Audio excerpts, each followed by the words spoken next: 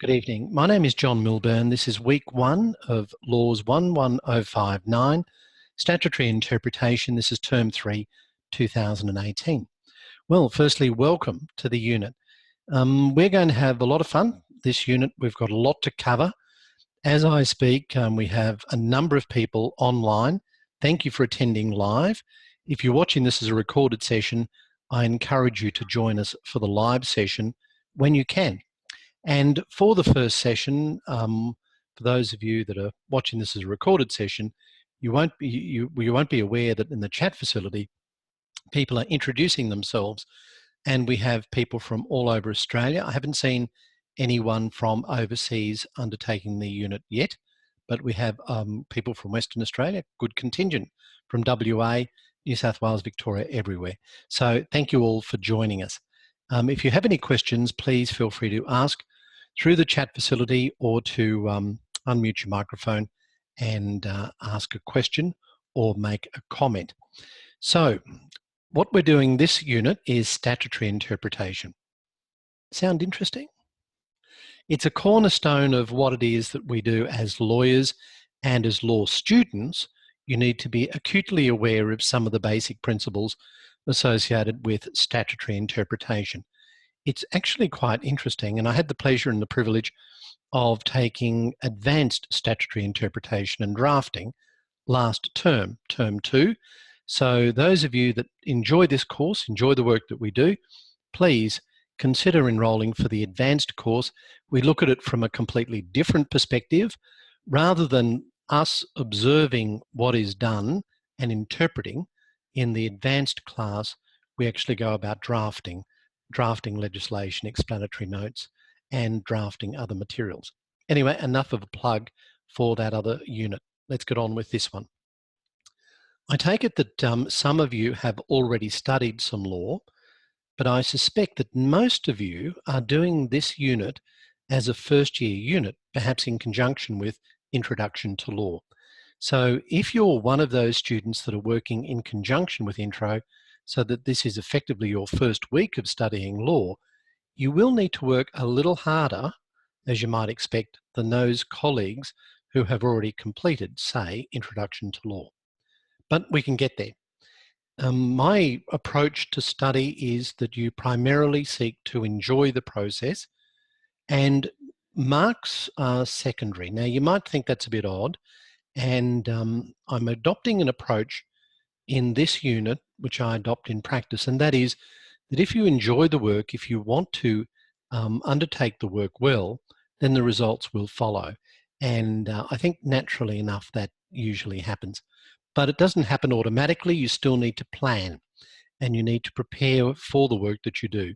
So week by week, my expectation would be that homework is a combination of undertaking study associated with the work that you've just done, combined with advanced reading in relation to work that you need to do. So please keep that in mind. And in fact, one of the hallmarks of statutory interpretation now, the modern approach, is to consider not just the words that you're reading, but to consider those words in context. And what that means is you need to read widely in order to gain the context. How many politicians have you heard on camera say, look, I said those words, but you've taken them out of context? So you can see the difference between purely taking 3 or 4 words or a sentence and then interpreting it in isolation, compared with interpreting those words or phrases or sentences in the context of a much wider, broader ambit. So in statutory interpretation, from a modern perspective, you will hear us talk about the contextual approach. You'll also hear us talk about the purposive approach. So we're looking at the context within which the words are found, and we're having some regard to the purpose that was intended by Parliament by those words. And you can only find the intention objectively by looking fairly broadly, looking fairly widely. So we'll start tonight with some of the techniques that you need to adopt in terms of making those things a reality. All right, now, are there any questions yet? I'm really just giving you an opportunity to unmute your microphone, even if you just say hello. No? All good. All right. So let's make a start. The first is I'm going to attempt to share my screen, show you the Moodle landing page, and if you have your Moodle site up now, feel free to look at your version rather than the version that I'm placing on the screen. So I take it you can see the landing page for statutory interpretation. All good? Little thumbs up? Yep. Okay. Now, those of you that are doing Introduction to Law with me would have heard me talk about some of these things on Monday. So please excuse my repetition of some of the process. Some of the basics with the landing page, top left-hand corner, is the most important part of the page in one way, and that is the assessment regime. So please be aware of the assessment requirements. 3 assessments, 20%, 20%, and 60%, making a total, of course, 100%. And the assessment item 1 due on the 13th of December, the second due on the 10th of January, and the third, a take-home paper, is due on Friday the 8th of February, but only released to you on the evening of Thursday the 7th of February. So the third assessment takes the place of the sit-down 2 or 3 hour pen and paper invigilated examination. So the take-home paper is your, for all intents and purposes, your exam. But you have some advantages here. The exam, which is the take-home paper or briefing paper, you have 29 hours to complete the task, not 2. You may use a computer. You don't have to write using pen and paper. And you have the benefit, and this is really important, of being able to access the internet to complete your take-home paper. So this is an open paper where there are no limits. You can look at any resources you like in order to create a response to that paper. I'm going to stop the share for a moment because I need to stress something that is very important. Because I know what you're thinking. Great, take-home paper, I've got 29 hours to complete the task. Whatever it is, I can undertake the research and nail it during that 29 hours. So I don't really have to do much preparation. Does anyone think that? Is anyone going to be honest enough to say, that's what I can do? No? We're getting, all right.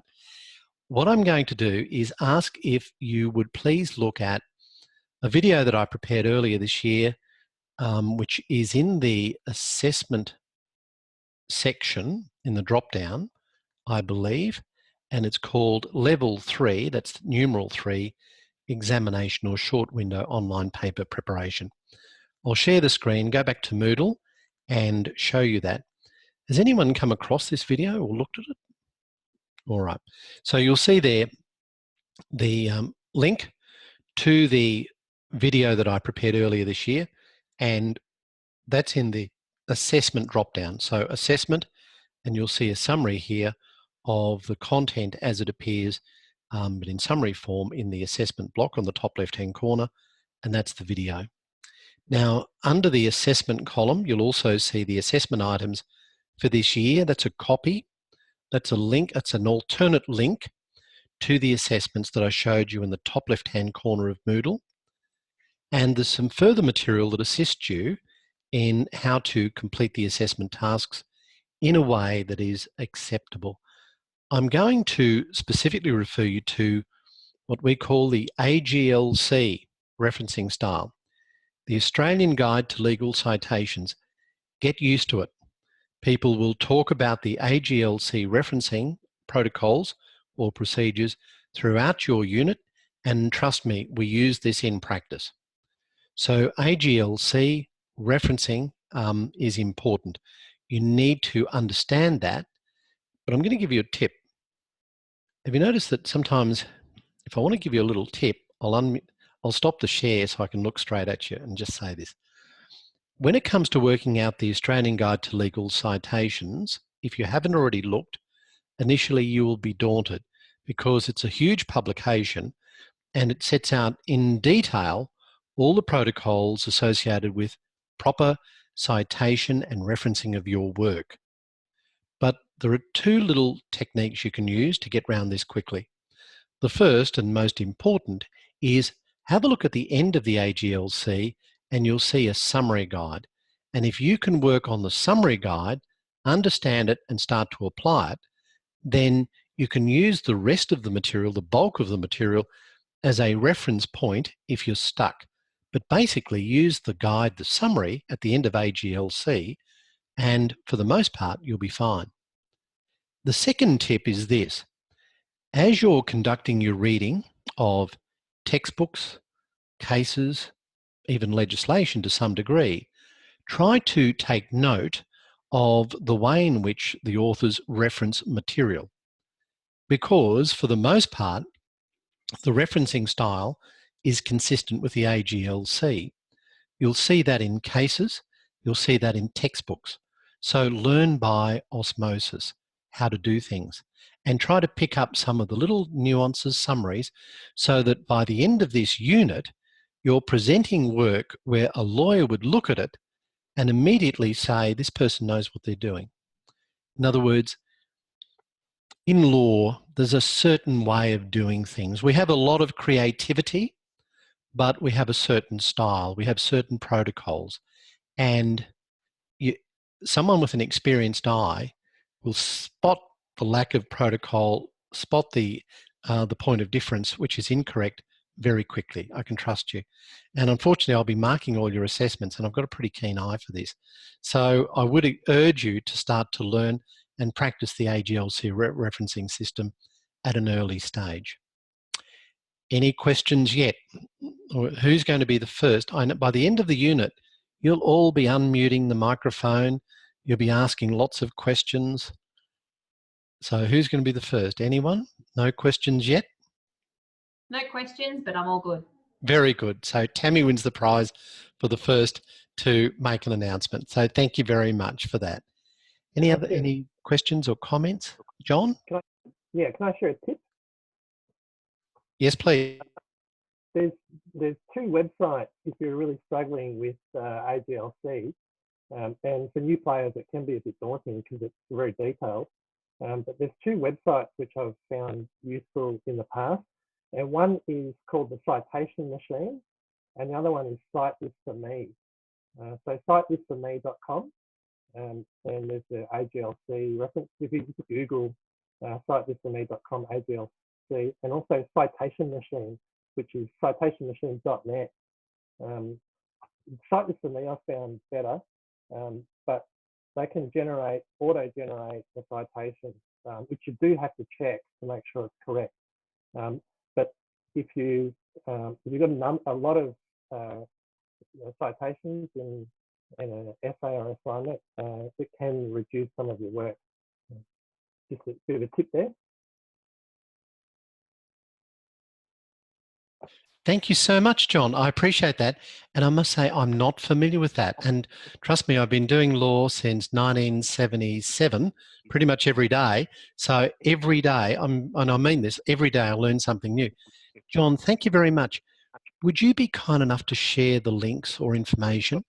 Yeah. One good way to do this is through the Q&A section on Moodle. I don't know if people have worked in Moodle before, and I must confess that up until this term, for the last 5 years or 6 years, I've used a thing called uCrew. But the university is no longer subscribing to uCrew. It was kind of like Facebook. Not that I've never used Facebook, but people tell me it was like Facebook. It was an add-on, and I used to say, we'll do all our chatting through uCrew. So we don't have that now. So if you're watching any old videos, forget uCrew, we don't have it. But through the Q&A section, it would be a great way to ask questions and, importantly, share information.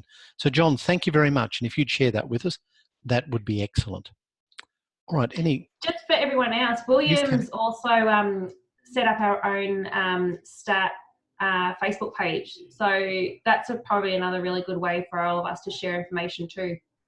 That sounds great. William, do you want to tell us about that? Not much to tell, really. Search for Statutory Interpretation T3. Okay. I'll put a link in the chat there. And you've got the link there, and maybe would you mind also sharing that through Q&A? If I can figure it out. Okay, all right. So we're all learning together. We're all learning this as we go. What I'll do, and thank you very much, Tammy. Thank you, William, for that. And let me share the screen again so we can look at that Moodle page once more. Okay, so again, we're back at the what I call the landing page. I don't know if it is the landing page. I just call it that. So here we have the landing page for statutory interpretation. We've introduced you to the assessment regime, top left-hand corner. These are links that you click on the link, it will take you through to assessments. You won't find the second assessment yet. I'm going to have that within the next week uploaded. Now, under my little welcome comments and under the learning outcomes, you'll see the link that you've all followed to join us at this Zoom session. Then there's News Forum, which as far as I'm aware is really me telling you things. Then there's the general discussion link, which I understand is primarily for you to talk to each other. And then there's the Q&A, which is kind of the interactive thing. So I'm going to ask a favour, and that is if you have a question about the unit, the content, the assessment piece, or anything that is of a general nature to do with the unit, rather than send me an email about that, I will encourage you to ask through Q&A. And the reason for that is that any information that we share is then available for us all to share. And importantly, it provides you with an opportunity to assist each other, because I do rely on people helping each other during these units, and as we've seen tonight already, helping me. So we're all in this together, is my approach to this study, and I'd really like you to develop that collegiate atmosphere. And I've already got a feeling about this cohort as being very successful in terms of sharing information, ideas and tips. So thank you for all of that. Okay, looking down the Moodle page, we have commentary in relation to plagiarism, academic misconduct. Please consider that carefully. Then we have the ribbon in terms of useful tips, learning support, and the assessment regime we've already looked at briefly. And then we have additional resources. And you can see that all of these, I don't know, ribbons, if that's the right term, can be opened and then collapsed to make it a little easier to navigate around the page. So looking at additional resources, we have some commentary in relation to research. This is, of course, very important for statutory interpretation. In other words, if you're looking for information about what legislation means, how it came into existence, then you need to find that material, and that's conducted through legal research. If you've already done Introduction to Law, you've got a big head start. If you're doing Introduction to Law at the same time, we'll be covering this in considerable detail in Intro, but a lot of detail in statutory interpretation also. So over the next 12 weeks, we'll be coming back to these research areas, but I'd like you to go exploring. This week, you've got a license to explore all the material, follow the links, find out things for yourself, and very importantly, look at the Central Queensland University Law Library online and start to understand and use the resource materials. Looking further down the page, we then have the weekly topics. So week 1, Introduction to Statutory Interpretation, the week commencing 5 November 2018. I put 19 there. I've got to change that. So this week we have the videos that you would see. I've got one there that is hidden, but you can see a shadow of it, and you'll see problems. Now, the idea of these problems is that you go in each week, follow the link, and answer the problem, and do that online. So thank you to Taylor, Thomas, Tammy, Gary, Gareth, and Constance. You've all found the link and you've completed the task and provided some commentary. Now, you can provide your own individual comments as you've all done, and that's great. In addition to that, you can reply to what others have said. So if someone thought that Taylor's response in relation to Information Privacy Act was great, then feel free to add a reply and say, great work, Taylor, appreciate it. Or, that's good, I found something else that might be of interest, so that you can develop threads down the line of each of these discussions. Please do that each week, and even though that is not directly accessible, it is something that is intentionally built into the course, into the unit, to encourage your staged learning. And it's important that you undertake the tasks and build upon it. Now, of course, all of this information will be useful for your take-home paper released on the 7th of February, due on the 8th of February. Any questions so far? All good? Okay, so going back to the Moodle landing page, you've now got an idea of the layout and content week by week down through Moodle. Have a look at all of the content. Don't just work in a linear fashion from week 1 through to week 12. So we want you to do more than that. Okay, I'll stop the share now.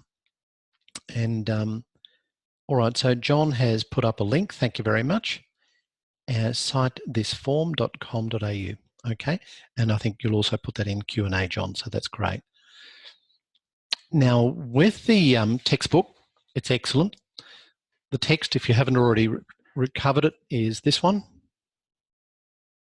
So, Statutory Interpretation by Michelle Sanson, Oxford Press, very practical in its application and designed and specifically for this unit.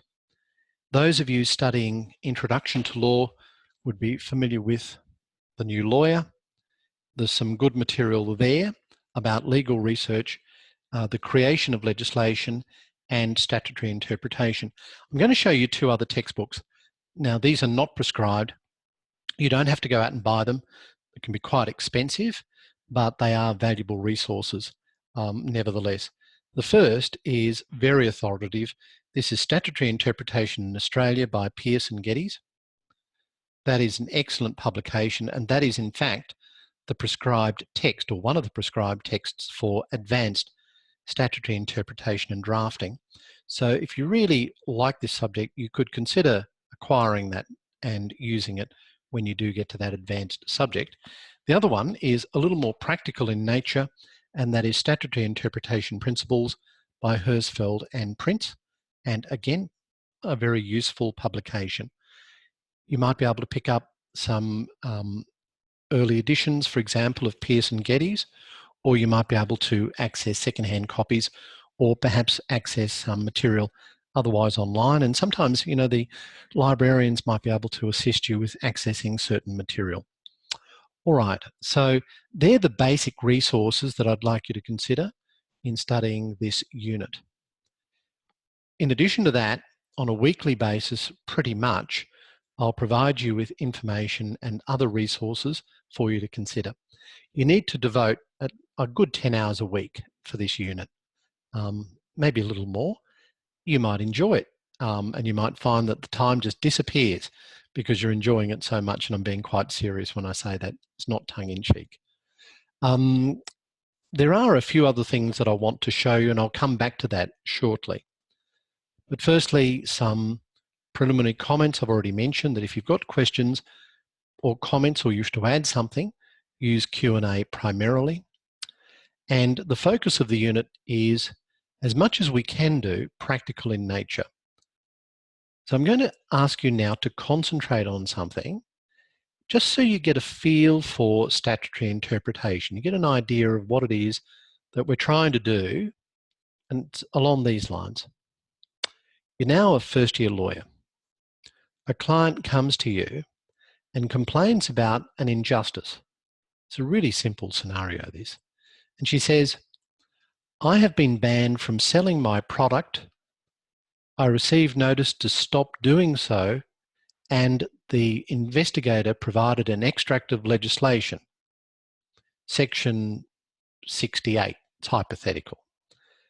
And the legislation simply says, a person may only sell Australian-made items. Of course, your client has something that is alleged not to be Australian-made and is selling it. So that's the hypothetical scenario, and the client says, what should I do? Let's look at that very simple scenario and the hypothetical legislation from a statutory interpretation perspective. The Section 68 simply says, a person may only sell Australian-made items. She says, what do I do? What are some of the things that come to your mind about that section if you read it just in isolation? Any thoughts? Any concerns? Yes, William.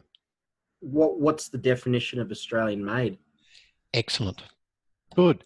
So you would think we've got to look at the definition of Australian made.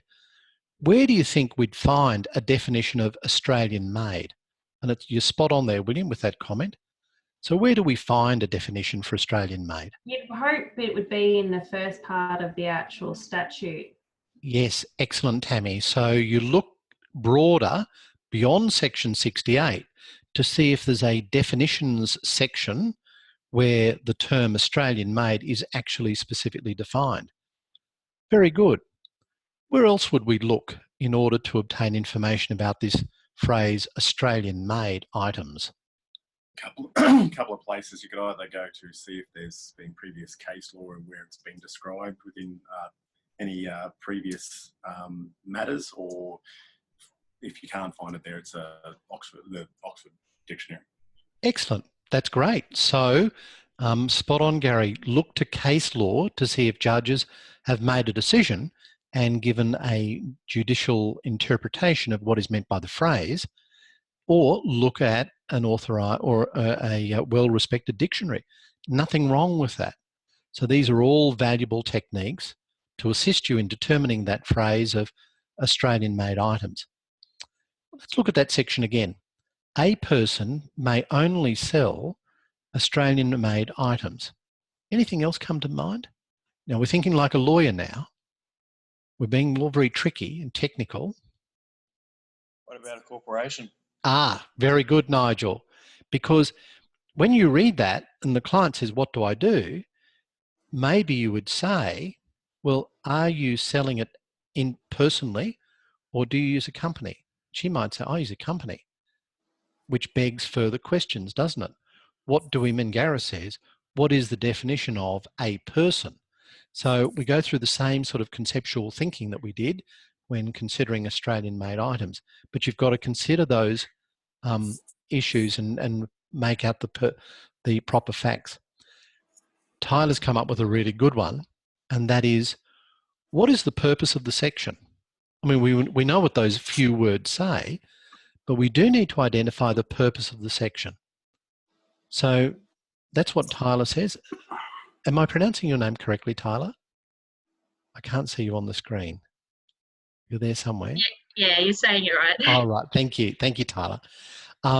So where would we look to find the purpose of the section, and whose purpose are we talking about?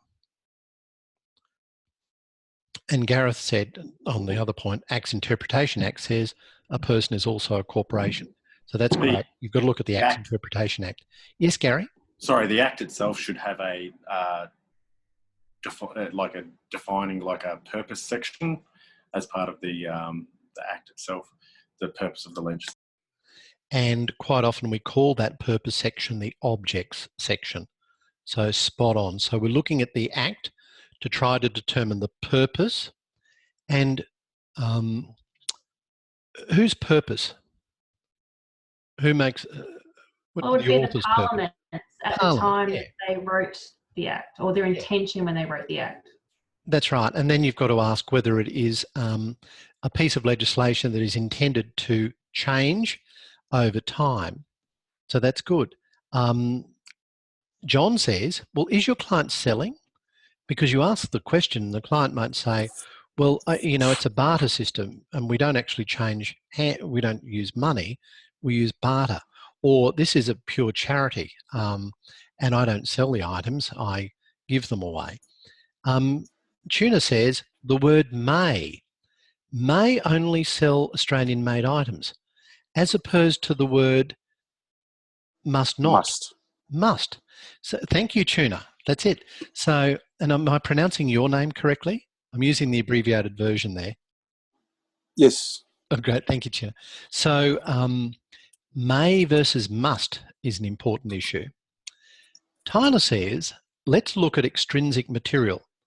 By extrinsic material, second reading speech, explanatory memorandum, etc.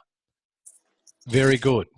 So we look beyond the Act, which is intrinsic material, to extrinsic material outside the Act to determine this issue of purpose. All right, some great responses there. Anyone else wish to add anything? And those of you that have only just started this week in law will be saying, what do you mean by extrinsic material? What's a second reading speech? What's this explanatory memorandum? Don't worry, we'll get to all those things in very quick time. But you can see then that if you're starting to think like a lawyer, you are looking at each word, each phrase, and you're being critical not in a negative sense, but critical in a critical eye to look for the detail, and you're considering the bigger picture as well. So when it comes to thinking like a lawyer, there is a quote from Chief Justice Spiegelman of the Supreme Court of New South Wales, who made this observation, and I'll just read it to you. Law is a fashion industry. Over the last 2 or 3 decades, the fashion in interpretation has changed from textualism to contextualism. Literal interpretation, a focus on the ordinary meaning of particular words, is no longer in vogue. Purposive interpretation is what we now do. In constitutional, statutory and contractual interpretation, there does appear to be a shift from text to context. That's from text to context, a paper delivered Sydney Conference 2007. It is referred to in Pearson Geddes at 2.6 if you've got Pearson Geddes. All right, so what we need to do then, for the purpose of this unit and for the more specific purpose of interpreting legislation, is look at the bigger picture, look at the object that Parliament intends to deal with in the context of a particular problem that might arise. I'm going to digress now and just go back to some practical aspects. Before I do, any questions, comments? All good? And you probably note that I do like to bounce around a bit just to keep you on your toes. So now what we're going to do is we're going to look at some practical aspects. To do that, I'm going to share the screen again. Okay, we're back to the landing page of Moodle. If you find that you cannot submit your work by the due date, then don't panic. There are 2 things that you can do. The first is that you can submit your work late. So the first assessment is due on the 13th of December at 11:45 p.m. If you submit your work after that date, up to the cut-off date, I will accept your work and I'll mark it. The penalty will be 5% per day for each day of late submission. If you have not submitted your work by 11:45 p.m. on Saturday the 22nd of December, the cut-off date, then I will not mark it and you will get a 0. So that's the first thing, is you can submit your work late and suffer the penalty. The second thing is that you can apply for an extension. Now, if you wish to apply for an extension, you need to do so through the formal process. It's not a matter of sending me an email, especially not on the night of the due date, to say, look, I'm not feeling very well. Is it okay if I submit the work late? If I'm in a generous mood, I may say, please remember to submit your application through Moodle in the appropriate manner, but I may not respond. Don't worry, I'm not that tough, but I'm just trying to impress upon you the importance of doing this the right way if you're going to do it at all. So you need to follow the assessment extension request protocol, formally make an extension, and make sure that you submit your work with some corroborating evidence, medical evidence, evidence from employers, whatever it might be. Now, there's a bit of a rub here, and that is just because you apply for an extension, and even though you might feel that you've got a very good reason to ask for an extension, don't be overly surprised if I say no. I may say no, but don't forget you can submit your work late and I'll deduct 5% per day. And part of the reason I may say no is that you've known about the assessment date and you've known about the assessment, at least assessment number 1, from day 1 of term. So whilst I appreciate that it's not very good luck that you fell ill on the day the assessment was due, you had plenty of time before that to submit your work or get it done. Do you see where I'm coming from? And I hope that you can understand that my task is, amongst other things, to assist you. And sometimes to assist you, I need to give you a bit of a prod, bit of a push. I can tell you in practice that judges do not take lightly to you saying, I'm not ready because I've not been well, or I didn't really have time to prepare this submission because I was busy doing something yesterday in a different court. It really just doesn't wash at all. They're quite rightly, judges will say, politely, effectively, almost through their eyes, I do not care. I want the work here, I want it on time. So lawyers, busy lawyers, are used to working on sometimes minimal sleep. If you're doing Introduction to Law with me, you would have heard me on Mondays talk about the need for preparation, the need to work in advance and work, to look in advance at what you need to do, work backwards, deal with contingencies, and try and keep stress levels under control that way. So your preparation starts tonight, if it hasn't already, and I know it has for some, started earlier, for your assessment regime and your work. So please remain calm but consistent, but keep on top of it. Any questions about the assessment regime, my approach to marking, etc.? So when you do lodge your assessment, you do so by typically preparing a Word document, and you upload your Word document through Moodle where there is a link for you to do so. I've never done this. I received them from the other end, but people tell me it's very easy. You just follow the link, submit the work through Word, and we're done. Make sure you submit the right one. As a practical tip, if you're doing a few units, I would get into a protocol for yourself of having separate files, for example, on your computer for different units. And I would normally not name something assignment 1. I would name it Laws 11059 assignment 1, because you might be doing Laws 11057 assignment 1, and it's all too easy for you to submit the wrong work. Every year, someone phones or emails me to say, OMG, am I allowed to say that? I submitted the wrong file, the wrong work. So let's not that be you to do that. So work on a protocol that works for you and that you can rely upon under some pressure. All good? All right. We've got an admission already. Thank you. I think that's all that I will deal with in terms of the Moodle site now. So let's get back to some substance, having dealt with that practicality. And the sessions that I run normally go for an hour or close to an hour. So I'll try and keep it moving because we've got a lot to cover. I've mentioned the text. I've also mentioned some online resources. I'll show you some now, but I'll give you a bit of a tip. Have a look for a thing called the Queensland Law Handbook. Really handy for statutory interpretation. The Queensland Law Handbook. It's free, it's available, it's a government resource, so just see if you can find it. as part of your searching. Now, I'm going to give you a brief overview of legal research, concentrating initially on 3 free and very useful sites.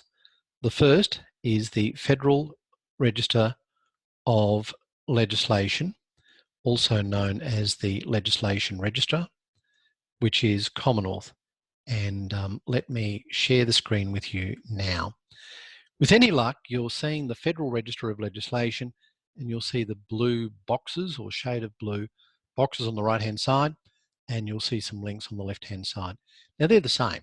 So you can see we've got acts, legislative instruments, notifiable instruments, bills on both sides. On the left, we've got other. On the right, we've got gazettes and information, but they're basically the same thing. All right, so the Federal Register of Legislation is where you'll find the authorised whole of government website for Commonwealth legislation and related documents. And it's managed by the Office of Parliamentary Counsel in accordance with the Legislation Act of 2003. And of course, that's Commonwealth legislation because this is a Commonwealth site. Earlier, someone said we should look at things like the second reading speech or the explanatory memorandum in order to get a better idea of the purpose behind the introduction of legislation. So where do we find these things? Now, I'm going to work on an assumption here, and that is that you know that before an act becomes legislation, before it becomes an act, it passes through as a bill. And there is some excellent websites available to show that process, that flowchart. In fact, for want of, I hope I don't confuse things, but later I'll show you a flowchart in that regard. So for the moment, let's have a look at the Federal Register of Legislation. You'll see bills. Click on that. This is just a sample. I really want you to do your own exploring here and have fun with it. Let's go to E. We'll go to Environment. And you'll see the legislation listed, in this instance, alphabetically. And you'll see the Environment Protection and Biodiversity Conservation Act or other pieces of legislation. And just click on that. So the Environment Protection and Biodiversity Conservation Amendment Bill 2014. And from there, you'll see a link at the top for explanatory memorandum. So that's one way that you can find the explanatory memorandum for that particular amending act. The explanatory memorandum is produced as part of the bill going through the process of becoming Parliament. And the good thing about explanatory memorandums, as they're called in the Commonwealth level, is that it provides you with a commentary as to what each clause in the bill, but section in the Act, means and why it's there. So you'll see, yeah, sorry. Was that a question from someone? I just didn't see. No? Okay. So I'll just share the screen again, and you'll see that that is the explanatory memorandum, and it's worth looking at that to get an idea of why legislation comes into existence. So that's the Federal Register of Legislation. Let's have a look at the Queensland counterpart, Queensland legislation. And you'll see at the top, it's laid out a bit differently, but once again, we have bills. If we click on that, you'll see that you can access via date or title. And if we go to, say, R, and we're after information about the Retail Shop Leases Act, we can type in retail, and it will provide us with the amendment acts for that piece of legislation that was made originally in 1994. Let's have a look at the amendment bill from 2015. John, sorry, just a quick question. Yes. Is there any difference between the Queensland Parliament website and the Queensland Legislation website? As in, like, is there a lag between information uploaded to the site? No, as far as I know, they're both good. They're both quick. And you're right, Gary, you can find some of this information in different ways, sometimes through Queensland Parliament, sometimes through the Queensland Legislation, sometimes through the court's website. So there's a few different places to go. But no, they're both good, authoritative sources of material. So thank you for that. Just sharing the screen again. So if we look at the Retail Shop Leases Amendment Bill, a couple of other things, you'll see this thing called legislative history. Click on that and you'll see when the bill was introduced, you'll see the third reading, and you'll see the date of assent. Over on the right-hand side, you'll see explanatory notes. So note in the Queensland state context, we call these things explanatory notes. At the Commonwealth level, they're called explanatory memorandum or memoranda, but they're basically the same thing. And you can click on that and it will give you the explanatory note. Now, usually it's the second reading that we're interested in. In this particular case, it was the third reading of the legislation, and here we have the third reading speeches, but normally you're looking for the second reading speech. So have a look for that information. I won't go into any further detail on it now, but I do expect you to know how to access second reading speeches and explanatory notes or explanatory memorandum. Another place you can look is AustLII, the Australian Legal Information Institute. This is a wonderful resource. It's free, it's comprehensive, it's independent. I know that because it says that on the banner, and it's true, it's all true. So if we look at Queensland, click on that link, you'll see Queensland Legislation at the top ribbon.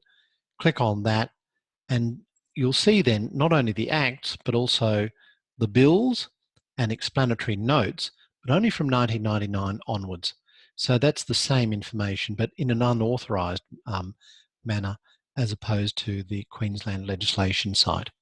So I would like you to look. John, yes. on that note, would you prefer us for a Queensland legislation to go to the actual Queensland site, or AustLII would do the same thing? Like, what would you prefer from that perspective?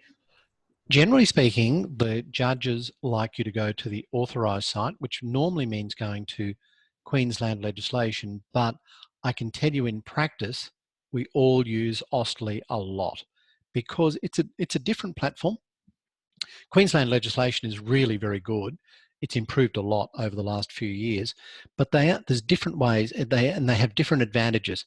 So there's nothing at all wrong with going to AustLII, but if you're printing something that you would produce to put before a judge, you'd normally go to Queensland Legislation. But really, for purposes of the assessment, it won't really matter. So I find AustLII is a lot easier to navigate. Yeah, I think, and I do too, to be honest. So I often go to AustLII first, and I may go to Queensland Legislation, but I go to the different sites for different things. So don't be too concerned about that now. I'm really mostly concerned that you can find the information that you need, and they're a really good. They're good places to start. And before Assent and Gazette. Yep. So we've got all of those things there. Second and third readings are not drafts; they are speeches, basically. And the minister will provide a second reading speech which supplements the explanation in the explanatory note or explanatory memorandum and gives some real context, some real meaning as to why the legislation was introduced. Second reading speech, says William, for the minister bringing the bill to give their emotionally charged explanation. Yes, sometimes that can happen. Sometimes that can happen. All right. So we all doing well? All good? Okay. So there's some resources that I'd really like you to explore, and I think that you'll enjoy that process, and I think that you will become hooked on hunting around for these sources of law. So do get to know the AGLC, get to know how to find these pieces of legislation that are important, and try to understand the process and where things fit in overall. I will show you this document, which is a flowchart and it's from the Parliament Queensland website, which was mentioned earlier, I think by Gary. It's a really good resource. So Parliament has some great material, and you should be seeing a little flowchart in Word version, making of a law flowchart. This is Queensland based, and it's from www.parliament.qld.gov.au, and that shows you the process: introduction and first reading, committee consideration report, then the second reading, which is the, what is the phrase that we've coined for this unit? The emotionally charged reading of the speech. Then we have consideration of detail, third reading, and the royal assent. Then the act becomes law. Okay. John, there's another really great one that shows the same thing from the PEO website. So I really PEO, like that one too. excellent. All right, so please find some resources through Parliamentary Education Office, the PEO website. Find information through AustLII, and the two authorise the Federal Registrar of Legislation and the Queensland Legislation site, and start to develop these things. If you're doing Introduction to Law, this is all very useful for your toolkit, which is the second assessment, as I recall. Can I say on that note too, John, for Yes. those who are doing Intro to Law, I still use my toolkit. Oh, good. Great. Okay. So you did intro, was it last year, Tammy, or earlier this year? Yeah, early term 1. Term 1. Okay. Thank you. So, and the intention of it is that it's the toolkit is actually for you to use, and that's why there's no prescribed form.